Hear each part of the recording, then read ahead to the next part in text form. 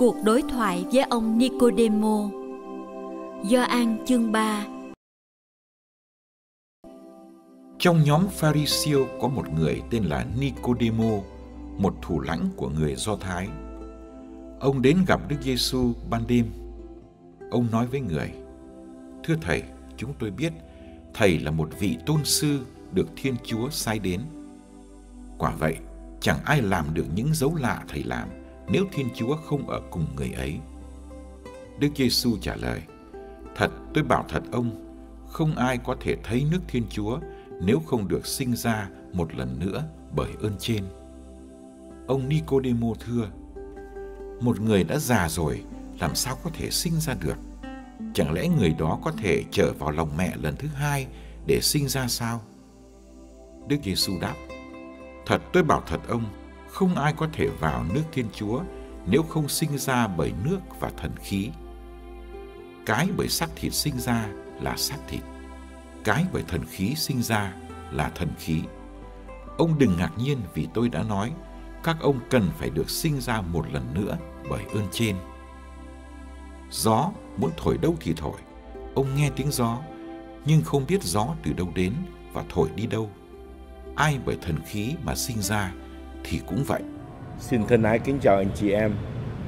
Chúng ta bước sang tuần thứ 2 mùa phục sinh.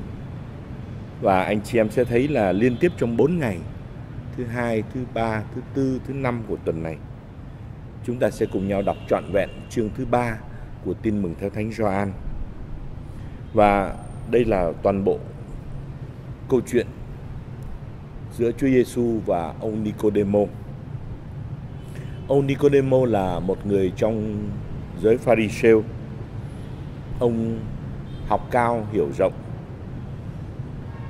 Có một cái lạ là ông Nicodemo đã theo dõi từ xa tất cả những gì Chúa Giêsu giảng dạy và tất cả những gì Chúa Giêsu đã làm cho dân Do Thái. Có một cái gì đó đã nảy mầm ở trong tâm hồn của Nicodemo.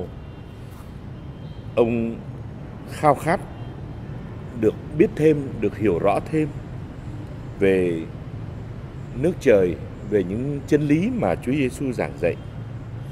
Ông quyết định phải tìm gặp Chúa Giêsu, gặp trực tiếp, chứ không phải chỉ là đứng nghe ở trong đám đông, nghe giảng mà thôi.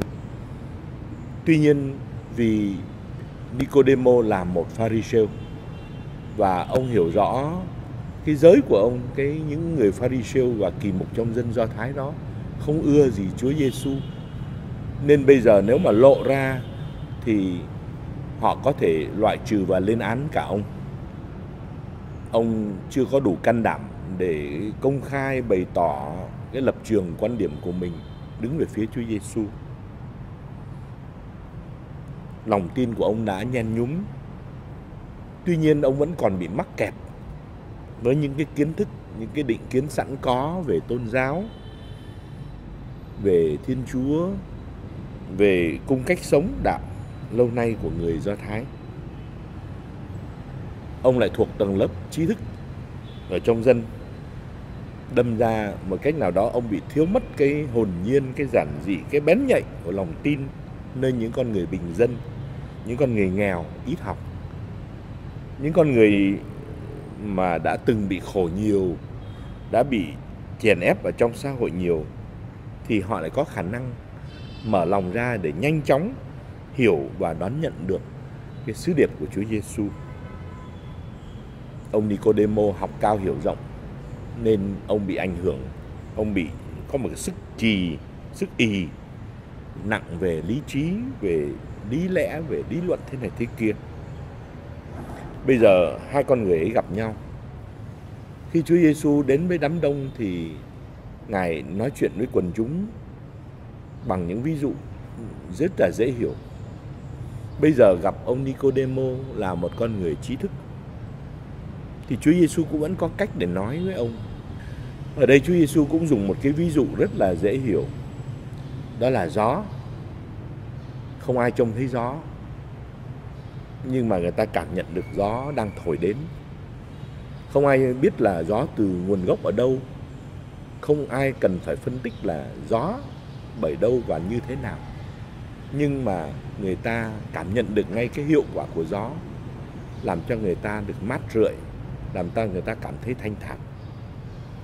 Và Chúa Giêsu dùng cái ví dụ về gió để nói về những giá trị của nước trời. Chúa Giêsu muốn mời gọi ông Nicodemo thoát ra khỏi tất cả những cái thứ lý luận ở trong đầu, để có một cái bén nhạy của sự trực cảm, của tâm hồn mở ra, cảm nhận được cái tác động của chân lý của nước trời.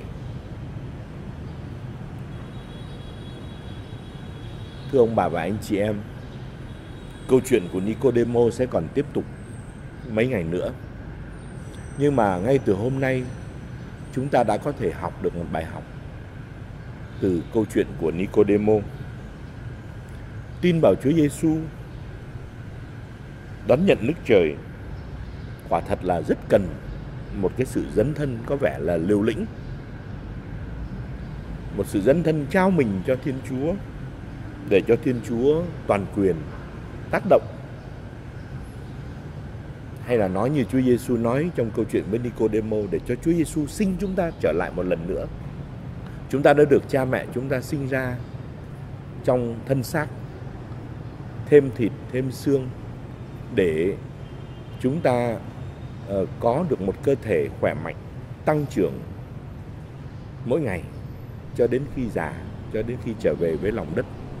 Tuy nhiên vẫn còn cần có một cái cuộc sinh ra về tâm linh, cuộc sinh ra về tâm hồn, và không ai khác, chính Chúa Giêsu ban Thánh Thần để cho chúng ta được sinh lại một lần nữa trong lòng tin.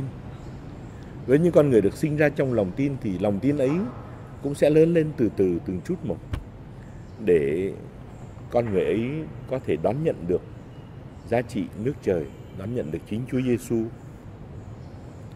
Chúng tôi có tìm được một câu chuyện có thật xảy ra ở Lộ Đức để có thể